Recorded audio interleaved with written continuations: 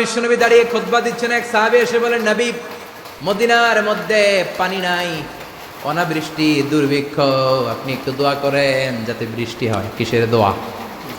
বিশ্বনবী জুমার খুতবা থামিয়ে দিলেন, খুতবা দিচ্ছিলেন, খুতবা থামিয়ে দোয়া করলেন, আল্লাহুম্মা আসকিনা, আল্লাহুম্মা আসকিনা ইয়া গাউস আগিসনা, আল্লাহুম্মা আসকিনা গাইসান মুগীসান মারিআন মুরিআন নাফিআন গায়রা দা আজিলান গায়রা আজিল। আল্লাহ, আপনি আমাদের সাহায্য করেন, আপনি রহমত করেন, বরকত দেন, আপনি মদিনার বুকে বৃষ্টি দেন, তাড়াতাড়ি দেন, দেরি করেন না। সুবহানাল্লাহ। বিশ্বনবী দোয়া করতে দেরি, মুহূর্তের মধ্যে ঝুমঝুম করে বৃষ্টি নাজিল হয়ে মদিনাটা প্লাবিত হয়ে গেল। সবকিছু দেয়ার মালিক কে? আল্লাহ। বৃষ্টি দেয় কে? মেঘ দেয় কে? বিশ্বনবীর দোয়ার বরকতে বৃষ্টি নামলো। শুক্রবার বৃষ্টি, শনিবার বৃষ্টি, রবি সোম মঙ্গল বুধ বৃহস্পতি শুক্র, এর পরের শুক্রবার পর্যন্ত টানা বৃষ্টি হলো। কারণ বৃষ্টির দোয়া করছে, বৃষ্টি বন্ধ আর দোয়া তো করে নাই, চলতেছে। আল্লাহ কাছে নবী চাইছেন, দিতেছি, না করলে থামামু।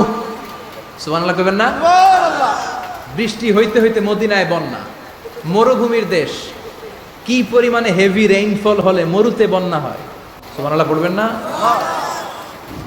আবার বিশ্বনবী পরের জুমাবারে খুতবা দিচ্ছেন, ওই সাহাবী এসে হাজির, এসে বলে, ও নবী, আর বৃষ্টির দরকার নাই। যে বৃষ্টির দোয়া করতে বলেছিল সে এসে বলি, আর কিসের দরকার নাই? চিল্লায় বলেন, কিসের দরকার নাই? ও নবী, আর বৃষ্টির দরকার নাই, এবার বৃষ্টি বন্ধের দোয়া করেন।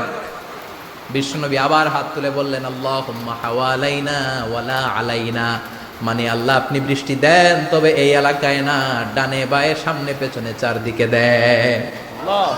সাহাবীরা মসজিদ থেকে বের হয়ে দেখে মদিনার চারদিকে এরকম গোল একটা চাকতি, এই চাকতি দিয়ে নীল আকাশ দেখা যায়, আর ডানে বায়ে সামনে পেছনে প্রচন্ড ঝড় ঝন্ডার বৃষ্টি। মদিনার আকাশে এক ফোঁটাও বৃষ্টি নেই। চিল্লা এখন সুবহানাল্লাহ। এগুলো হচ্ছে বিশ্বনবীর খুতবার বরকত।